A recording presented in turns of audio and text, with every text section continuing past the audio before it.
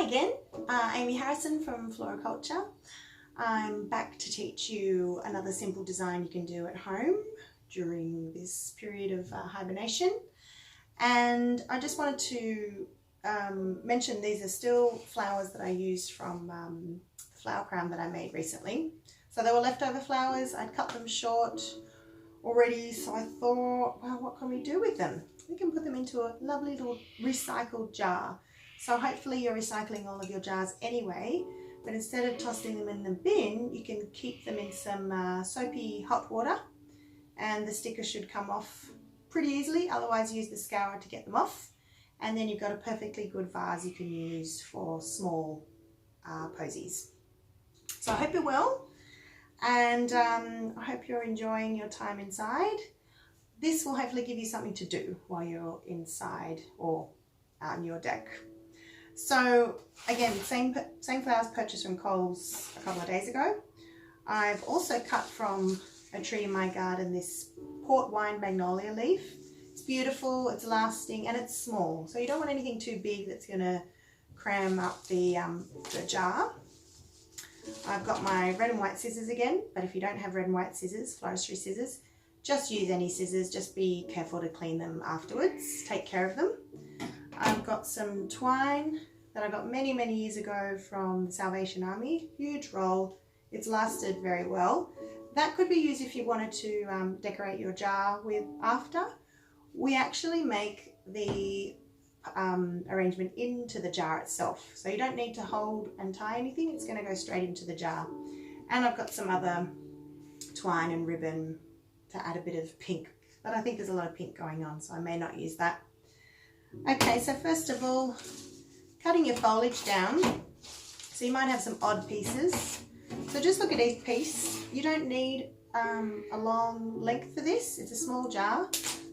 So you may just want to cut a piece of, say, that long. You could kind of measure first how that's going to sit. And you might want to just take off a couple of your bottom leaves. What we're looking for is about a half stem to leaf value, just so when you do insert it that the leaves aren't getting in the water as well. That makes the water turn murky, and you'll need to change your water more regularly if that happens. So this I might have to cut maybe a bit further down so I have some longer lengths. And again, you're just stripping off the bottom leaves, popping them into a bin, or using those leaves for a future flower crown. So I like to be really resourceful with nature. She's got many uses. Okay, a couple of leaves there.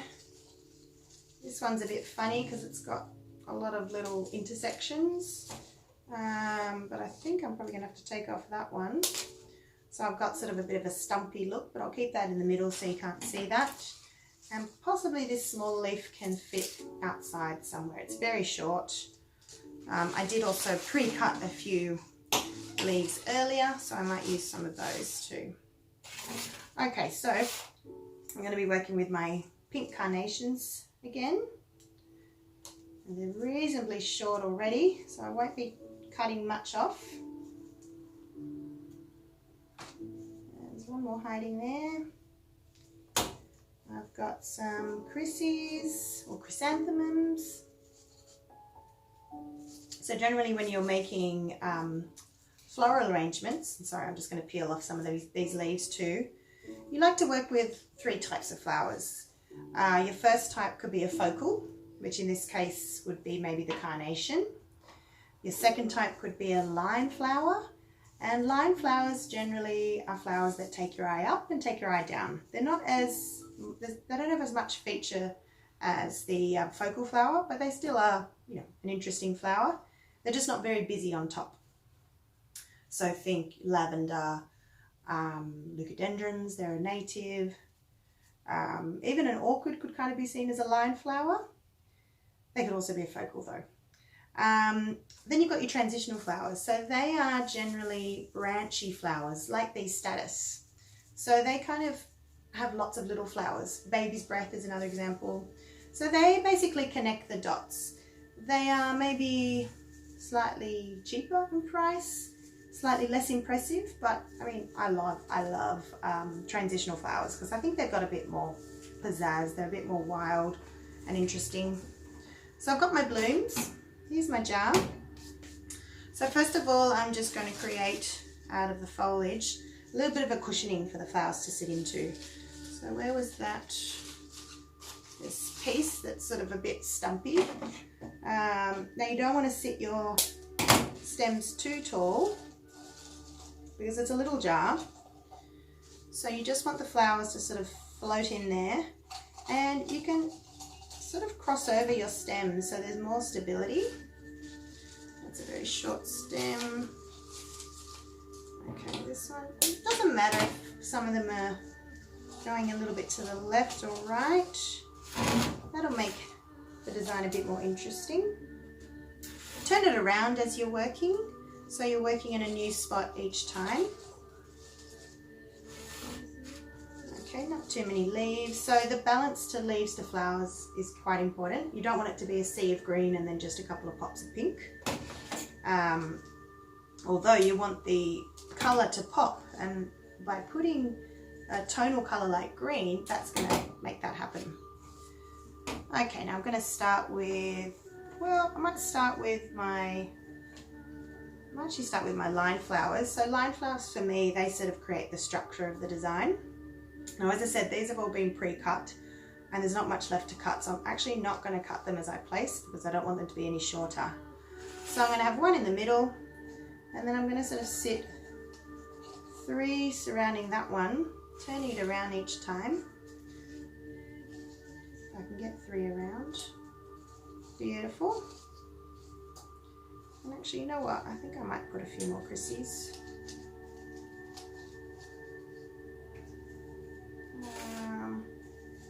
I'm just trying to avoid getting a square shape. So by keeping it to 3 surrounding that middle one, I'm getting a triangle rather than a square.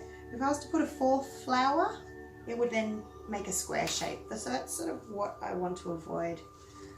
What you could do is possibly just, if you really wanted to put another flower in, just keep it nice and close to your center.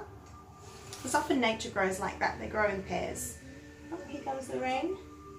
So we've got a bit of a dull day here in Sydney, in Asquith. Now I'm going to pop in my focal flowers.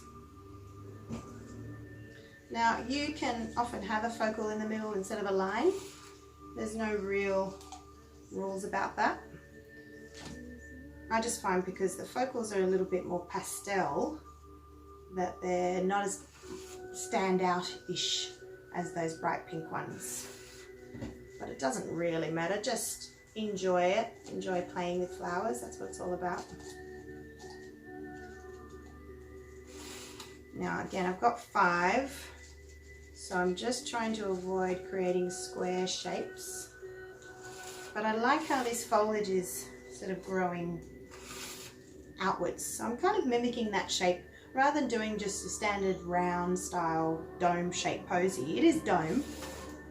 I'm mimicking these beautiful lines that the foliage has created, and I've also got those horizontal lines with the Statice, so that's where these are going to come in handy because we're mimicking nature here. We're not doing anything too scary or out of the ordinary. We're just following simple rules and simple lines that nature has created anyway for us. And this is just going to be for your home, so hopefully you and your family can appreciate your work. Now that noise is my chickens, if you hear them. Some strange noises in the background, those are my chickens. And I've also got my dog here sleeping on his bed. He's been doing a lot of that today. And my daughter Iris is also having a snooze. So I had my snooze a little earlier, which I just love. Having a midday nap, I think it's an absolute must at the moment. Now that flower wasn't working for me, so I decided to try a different one. And I've just got one left, but I obviously have more of everything. So I might just slip in a couple of more blooms here. Why not? Plenty of blooms to go around. I don't have any more carnations, but I've got a lot of chrysanthemums and I've got a lot of statice. So I might just pop more Christies here. So generally when you buy a bunch, either from the markets or, dare I say, the supermarkets, they'll predominantly come in a bunch of 10 stems. So, you know, if you buy one bunch of each type of flower, you can actually make quite a few things from that bunch. And you'll be spending maybe a total of $20 plus your leaves. Maybe they might have some specials. So there may not be toilet paper available, but there is flowers. So I ventured out this morning, lined up in the queue to go into a supermarket. Went straight to the toilet paper aisle first. No toilet paper. That's all right. I've still got some in our caravan for a rainy day. Okay, so that looks pretty cute, I think. So you really want to test, this is the earthquake test, I call it. It wants to be nice and snug. There's nothing holding it together. There's no twine or anything like that. It's just held together through the careful placement of foliage and flowers. Finally though, you need something to decorate the vase. So you could pick up on some of the pink that you have already, which probably would look quite nice. So I've got twine, but I think I might just stick with this lovely, slightly lacy, slightly Hessian-y ribbon here. And I do generally cut ribbon with ribbon scissors, but they're not on my table at the moment. So let's see how this is going to cut. Just. So first I might just do a little knot.